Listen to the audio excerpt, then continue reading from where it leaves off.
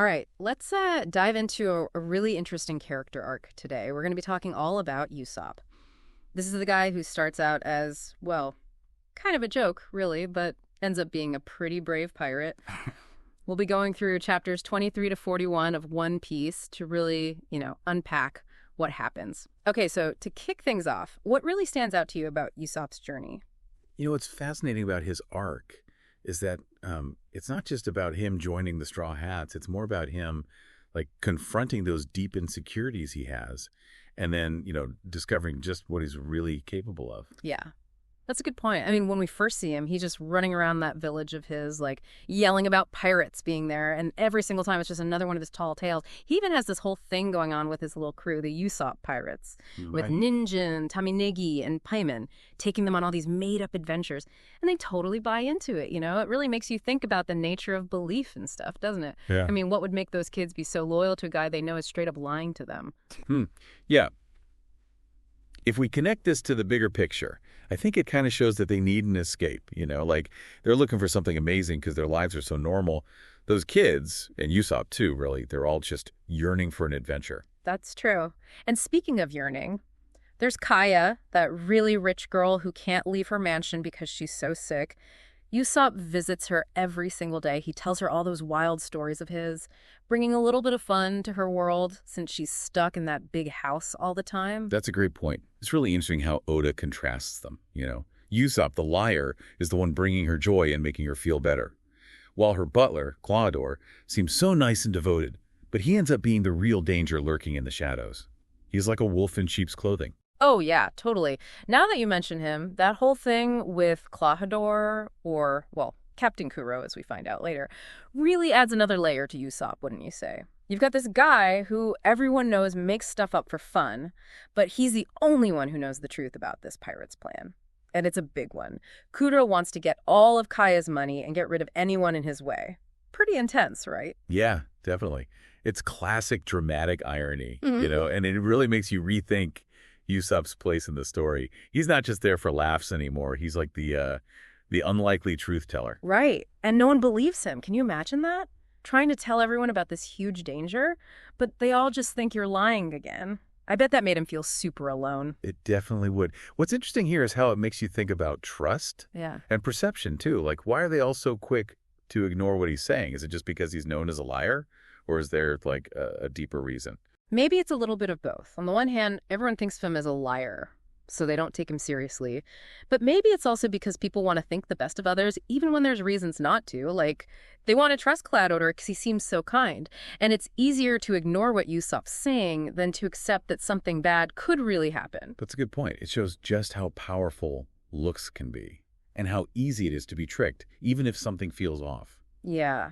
And this whole thing blows up when Usopp goes straight to Kaya's mansion to confront Claudor. I mean, he's not just trying to warn Kaya, he's also trying to defend his dad since he's not around. Remember, Usopp's dad, Yasopp, was a pirate who took off when Usopp was just a kid? Right. That scene is so important for understanding why Usopp does what he does. He's been dealing with his dad leaving for years, and this is him finally standing up for his family, even if it makes Kaya think he's lying again. It's kind of sad when you think about it. Usopp just wants someone to believe him, especially Kaya. But everything he's done before makes that so hard for her, there's no winning for him, really. And then he realizes the villagers won't listen to him either. It's like the whole weight of keeping them safe is all on him, and he knows he has to fight, even though he'd have to do it all alone against Kuro and his whole crew. Wow. That's like a David and Goliath situation. It really is. Okay. But here's the thing. It's when things are at their worst that we start to see Usopp's real strength. I mean, he's obviously not some super strong pirate, but he has something else, something just as important. What's that? Heart. He has the guts to stand up for what he believes in, even when no one else does. And that's when things change, when fate steps in, Yeah. The Straw Hat Pirates show up. Oh, yeah. Luffy, Zoro, and Nami arriving on Usopp's island is a huge turning point in the story. What starts as them just looking for a ship becomes something so much bigger. For sure. And it's crazy how it all comes together. Remember when Luffy finds out that Usopp's dad, Yasopp, was on Shanks' crew? It totally changes how Luffy sees Usopp. It's such a clever thing Oda does. He connects Usopp's past to Luffy's present. And instantly they have this respect for each other. It's like Luffy liking Yasopp makes him like Usopp too. And that gives Usopp a kind of credibility he never had before. It's true. And that sets up one of the biggest choices the Straw Hats make in this whole arc. They decide to help Usopp fight Kuro. Okay, here's where it gets really interesting. The Straw Hats don't really believe Usopp's story at first. Right? Nope, they're just as skeptical as everyone else. But they see how desperate he is, how much he wants to protect his village. And that speaks to them, to their own sense of justice, you know. So it's not about whether his story is true or not. It's about seeing his courage and knowing he's willing to fight for what's right, even when it seems impossible. Exactly, and that choice they make, to trust Usopp, it changes everything for him. He finally has people on his side, people who like him for who he is, even with all his problems. And that gives him the strength to keep going. It's really the start of a great friendship. And it shows what the Straw Hat crew is all about. Trust, loyalty, and believing in each other no matter what. And now Usopp's not alone in this anymore. He's got the Straw Hats with him. It's like the start of something really huge. The Straw Hats and Usopp together against Kuro and all those Black Cat pirates. What's so cool about this fight is that Oda mixes in humor and action so well. It keeps you hooked, you know? Remember that part where Usopp's oil slick makes Nami slip and crash right into Zoro and he goes down too? It's funny, but it also shows you how playful the Straw Hats are, even when things are getting serious. Oh, yeah, that was great. Or how about Luffy getting totally lost on the way to the fight? That's so typical of him. But even with those funny moments, you can feel things getting more and more intense, especially when Zoro starts fighting those Niben brothers. That fight really proves how skilled Zoro is with his swords. I mean, he only has one sword at that point, right? But he still manages to hold his own against those two. They're fast and dangerous, but Zoro doesn't give up. It shows how he can adapt and how dedicated he is to being the best swordsman. Yeah, he's amazing. And then there's Luffy. He finally shows up and goes right for Kuro. Their fighting styles are so different, it's crazy. You've got Luffy with his rubber powers that can do all sorts of weird stuff. And then Kuro with that super fast Shakushi move of his. It's strength versus speed, and it's so exciting to watch. That's when you realize Luffy's not just a goofball who loves to eat. He's incredibly tough. And he's so determined to protect the people he cares about. Even against someone as strong as Kuro, Luffy just won't back down. He's got that never give up attitude, that's for sure. But while Luffy and Zoro are busy fighting, Kaya's going through a big change too. Remember, she has no clue about what Kuro is really like until this point. You're right. Kaya's story is just as captivating as Usopp's. She starts out sheltered and kind of naive. But then she faces her fears and makes this brave choice to protect her whole village. Totally. When she figures out the truth about Klahadore, that's a huge moment for her. She could have panicked or given up, but she doesn't. Instead, she offers Kuro all her money if he'll leave the village alone. That's a really selfless thing to do. She's willing to sacrifice everything for the people she cares about. And you know what Kuro does? He betrays her, just like that. He doesn't care about her at all. It's like a mask comes off, and you see that he's a ruthless pirate. All he wants is power and money. That's a good point. It's a reminder that people aren't always who they seem to be. So true. And that moment is so important for Kaya and Usopp, too. For Kaya, it shows her that Klahadore was never a good guy. And for Usopp, it proves that he was right all along. It tells him that he can trust his gut. Yeah. But even though the truth is out, the fight's not over yet. Usopp's got this scary enemy to deal with. His friends are in danger, and the whole village is depending on him. It's like a test, a really tough one. And it makes him face all his fears. And that's where we see him change. From a liar to a hero. He might not be super strong or have any devil fruit powers, but he's got something else. He's resourceful, and he's braver than anyone thought. He is, yeah. Remember how he gets his Usopp pirates together and uses their knowledge of the village to fight back? They set traps and distract the Black Cat pirates, and he even keeps Kaya safe. He's thinking fast, coming up with plans on the spot. Yeah. It shows that he's not just a storyteller, you know? Exactly. He's a leader. Yeah. He can think strategically, and he's actually a pretty good fighter when he needs to be. Right. And don't forget about that part where he helps take down Django, one of Kuro's strongest guys. Remember, he creates an opening for Zoro to attack. It shows how well they can work together. It does. It's this awesome teamwork because they both want to protect the village. And it makes you think about the bond that'll grow between Usopp and the other Straw Hats later on. I agree. But even though he's brave and smart, Usopp still has to face his biggest fear. Going up against Kuro himself. Kuro's way stronger than him, but Usopp still stands his ground. That's a really powerful moment for Usopp. When he decides to fight Kuro even though he's terrified, It shows that he's not going to let fear control him anymore. He's not doing it for himself. He's doing it for something bigger, for his village, for his friends who believe in him. It's inspiring. And while Usopp's super brave, it's Luffy who actually defeats Kuro. It's a huge win for Luffy, and it shows that he trusted Usopp all along. It's a big moment for Usopp, for sure. Everyone doubted him, thought he was lying. But Luffy's victory proves that he was telling the truth. It shows that he was brave enough to speak up. It's like good wins over evil, you Yeah. know? Trust and loyalty beat out deception and manipulation. Yeah. And it leads to Usopp's big decision, to leave Syrup Village and join the Straw Hat Pirates. Which brings us to another turning point for him. He saved the village, the fight's over. But now he has to make a choice. Does he stay where everyone knows him as a liar? Or does he go with Luffy and find a new adventure? That's a tough one. It really sums up everything we've been talking about. How people see him, wanting something more out of life, and learning to believe in himself. And when you really think about it, Usopp leaving isn't just about running away from his past. It's more like he's finally accepting who he really is. That part of him that wants adventure, that wants to be on the sea, just like his dad. It's kind of sad, you know, seeing him struggle with this choice. He finally got the village to respect him. He proved himself. But deep down, he knows he can't stay. The sea is calling to him. That desire for something more is so strong. Yeah, I get it. And you can't forget about that goodbye with his Usopp pirates. It breaks your heart a little. They're happy for him, but they're also sad to see him go. It's like a childhood dream ending, you know? It's happy and sad at the same time. This raises an important question about growing up and changing, you know, leaving behind what you know, even if it's holding you back, is never easy. It's like there's this feeling of loss, of missing things, but you're also excited about what's coming next. That's true. And it's funny, when you think about Usopp and Kaya, their journeys are kind of similar, aren't they? They're both stepping outside their comfort zones, doing things no one expected. They're taking charge of their lives. That's a great point. You've got Usopp, the village liar who wants to be a brave pirate. And Kaya, the rich girl who's always sick, decides she wants to be a doctor, just like Mary.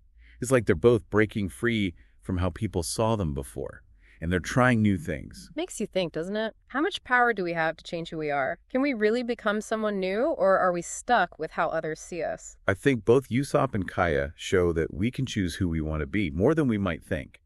It's about knowing what you're capable of, pushing past those limits, and being brave enough to go after your dreams, even if they seem impossible. I like that. And Usopp's going to need that bravery, for sure.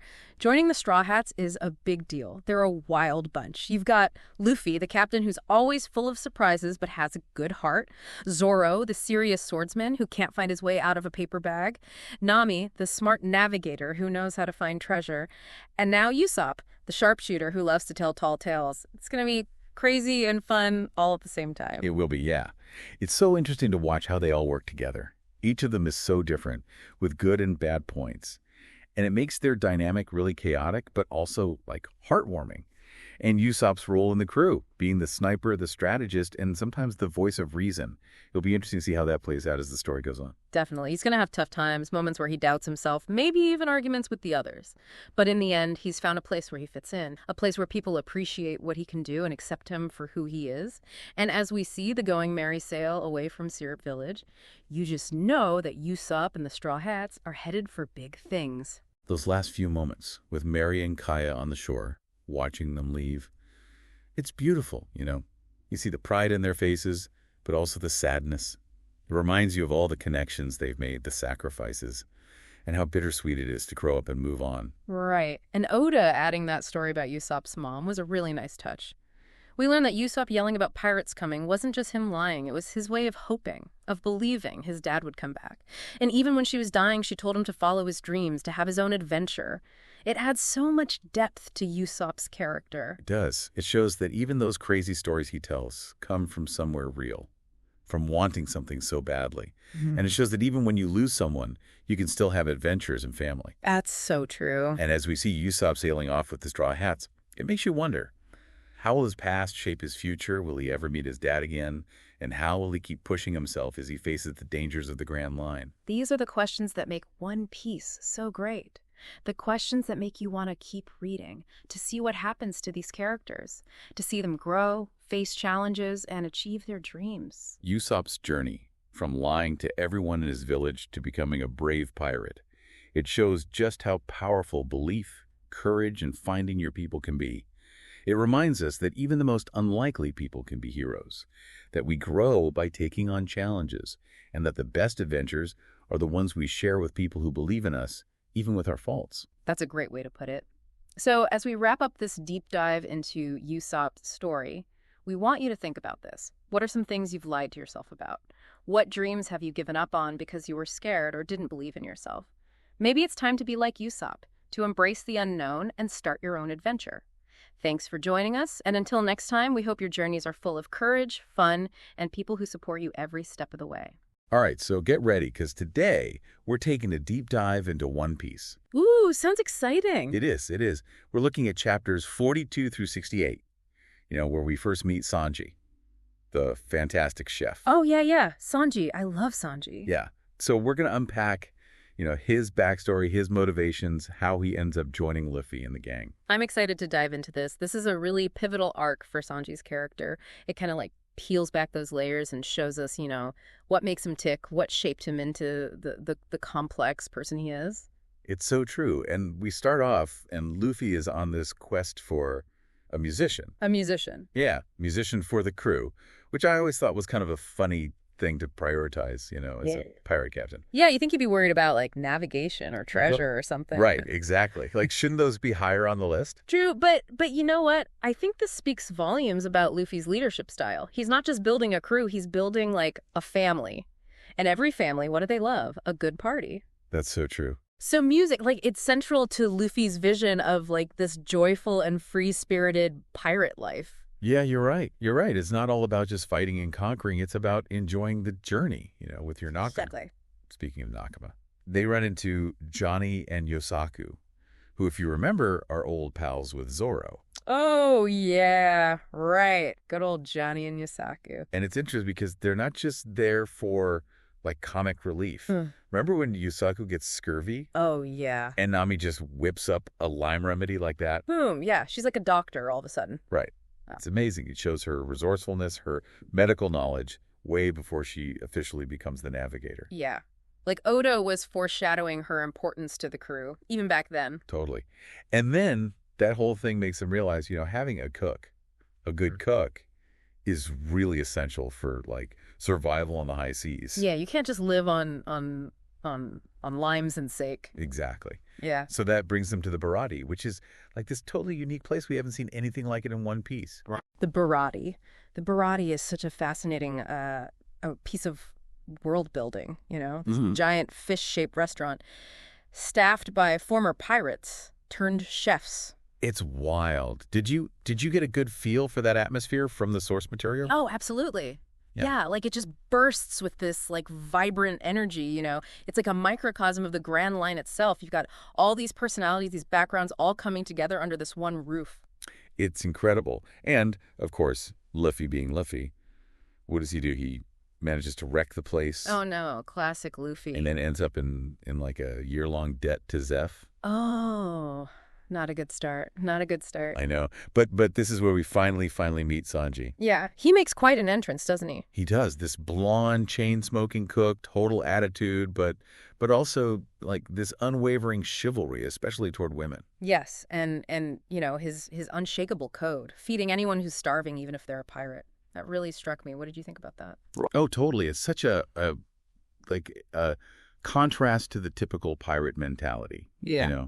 Like you said, feeding anyone who's starving, even your enemies. Right. It shows that he has this deep sense of compassion. Just made me really want to understand his past more. Oh, yeah, absolutely. That compassion, it's not just a quirk. It's rooted in something deep. Okay. His past experiences, which we'll get to, really, really shaped him and made him, much more empathetic than your average pirate. For sure.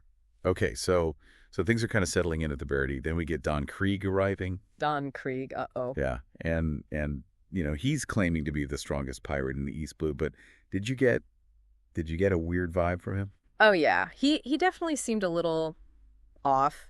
Not the most trustworthy guy, especially after coming in all beat up from his defeat in the Grand Line, Yeah, he's like, woe is me. I need food. But you can tell there's something else going on. Yeah, he's not there to make friends. Exactly. He wants to steal the Barity and Zeph's logbook, which is like a treasure trove of culinary secrets. That's low. Oh, it's bad. And the tension just ratchets up. The chefs are ready to fight. But then, enter Dracule Mihawk. Oh my god. That entrance. The world's greatest swordsman. I know. He just slices Don Krieg's ship in half like it's nothing. I mean, talk about a power move. Seriously, talk about making an entrance. But then, just when you think things can't get crazier, Nami pulls this crazy move. Nami, oh man. She just disappears with the going merry and all their treasure. Right. Leaving the Straw Hats completely stranded. I mean, talk about a plot twist. It leaves you like, what? Why would she do that? It's such a shocker, right? And you're just left wondering, what's her story? What's going on? Exactly. And it leads to this incredible duel, Zoro challenging Mihawk. Zoro versus Mihawk. What a matchup! I know. It's like, talk about guts. Hey, but it's interesting because it's not really about Zoro winning. It's more about him facing this, like, harsh reality check. Oh, you're so right. Mihawk doesn't even use his real sword. He fights him with a tiny little pendant knife. He basically says to Zoro, you are not even close to my level. Ouch. Brutal. Yeah. It's a lesson in humility for Zoro, but you know, he takes it to heart, right? Oh, yeah.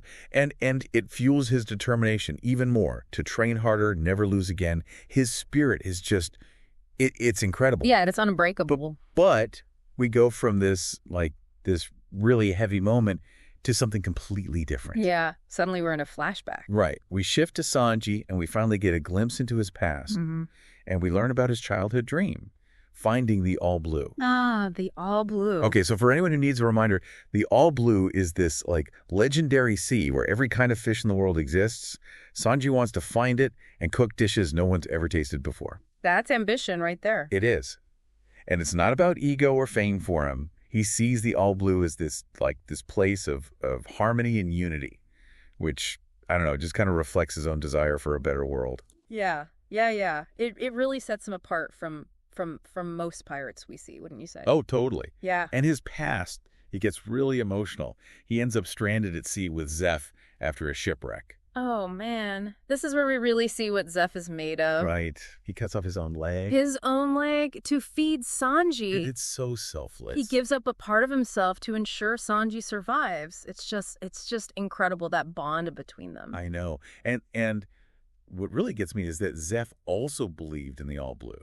Right. They shared that dream. And I think that's why their relationship is so strong. Yeah. It's the bedrock of their connection. It explains why Sanji is so loyal to Zeph and why he's so reluctant to leave the Bharati. It makes total sense. But now he's got this internal conflict, right? He wants to honor Zeph and the Bharati, but the dream of the All Blue, it's still burning inside him. Right. What's he going to do? And then you have Luffy, who's determined to beat Don Krieg, save Jen. But he also senses Sanji's struggle. It's all coming to a head. It's so good. Luffy, you know, with his unshakable determination and loyalty, and Sanji, caught between duty and his dream. This is where it all starts to explode. I know. It's setting up for, like, the biggest clash ever. Luffy he refuses to give up against Don Krieg. He's like a punching bag, you know, getting hit with all these crazy weapons and tactics, things we've never even seen before, and he just keeps bouncing back. It's crazy. I mean, Don Krieg pulls out all the stops, even that poison gas bomb, the MH5. Oh, man, that was messed up.